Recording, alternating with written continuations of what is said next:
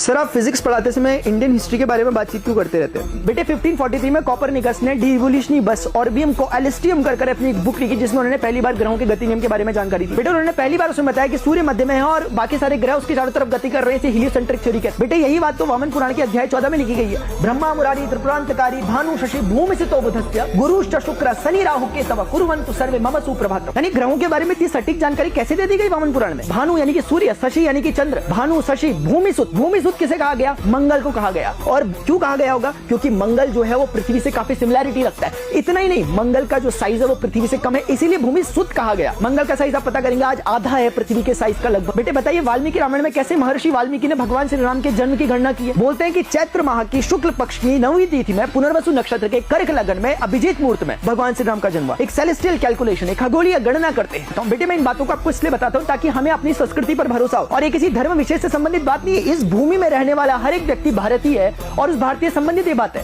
जो सनातन की परंपरा में भरोसा रखता है, सनातन यानी क्या? शाश्वतता। जो रिथ में यानी कि प्रकृति के बनाए हुए नियमों में भरोसा रखता है वो सनातनी है, चाहे वो किसी भी धर्म संप्रदाय या किसी भी मत को मानने वाला व्यक्ति क्यों ना हो। बेटे वैसे ही भगवान श्री कृष्ण कहते हैं, आकाशम पतितम तोयम यथा गच्छति सागरम सर्वदेव नमस्कारम केशवम प्रति गच्छति। जिस प्रकार से आकाश से गिरने वाली बूंद अंत में समुद्र में गिरती है, इसी प्रकार से किसी भी देव को किया गया नमस्कार अंत में मुझ तक ही पहुंचता है।